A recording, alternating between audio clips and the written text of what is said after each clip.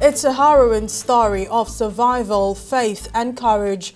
Four Christian villagers kidnapped by Fulani militants in Kaduna State, northwest Nigeria, have escaped after spending 49 days in captivity, days filled with starvation, beatings and fear of death. They were taken on February 23rd and managed to flee during a rainstorm on April 29th.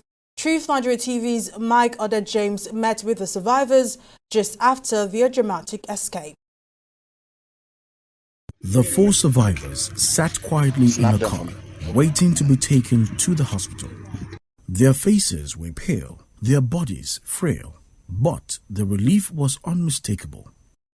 They had made it out alive. One of the escapees described the horror they endured in the terrorist camp. My name is Napsa Mazami, and I was among those kidnapped from Boto village in Kachia and taken to a forest near Rijana. Life in the camp was brutal. We endured constant beatings at the hands of our Fulani captors. They would blindfold us and force us to lie flat on the ground for hours. Sleep was a rare mercy. We were only allowed to rest around 3 a.m. and by 5 a.m. they would wake us again.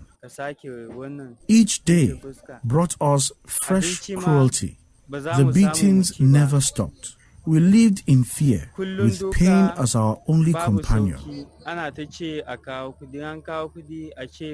Among the four was Monica Adamu, the only woman held hostage. She said the captors continued to extort her family, demanding more ransom money even after they had paid. From the moment we arrived at the camp, it was one form of harassment after another.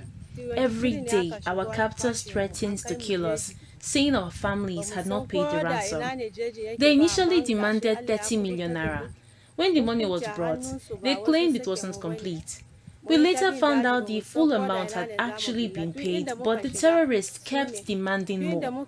The leader of our captors lied to the others, saying he only received 10 million and insisted we should be executed.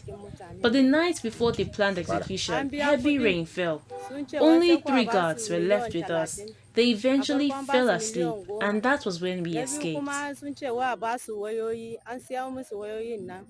The turning point came one rainy night. The guards fell asleep, and that was the moment the captives had been waiting for. Saminu Thomas recalled how they seized the chance to flee. 3 days ago, we escaped from the terrorist camp. It was raining heavily, and the guards left us unattended. That is when I realized my handcuffs could be slipped off. I quickly freed myself and then helped the other. 3 captives removed their chains and we ran. Minutes later, we saw flashlights sweeping through the forest as they searched for us. Gunshots rang out, growing louder as they drew closer. But we didn't stop. We kept running until we finally reached Maru.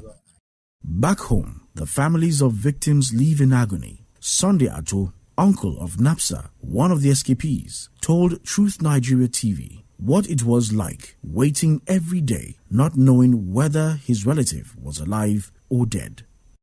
Talk with them, they now agree that we should bring 10 million for them. So we carry the 10 million naira, go give them. So after giving them the 10 million naira, they say they will go and confirm. After they confirm the money, they will release our people. So the following day, we wait for them, whether they will call us. They didn't call us that very day, the day that they will release our people. The following day, we now started waiting whether they will receive their call. They now call us again. We started continue contact their number. Their number not even go. So after the 3rd day, they now call us, say we should this money is not going to release our people until we add 12 million naira again. As the survivors were driven to receive medical care, many others remained trapped in terrorist camps, hidden deep in the Rijana forest of northern Nigeria, facing the same threats of torture and death.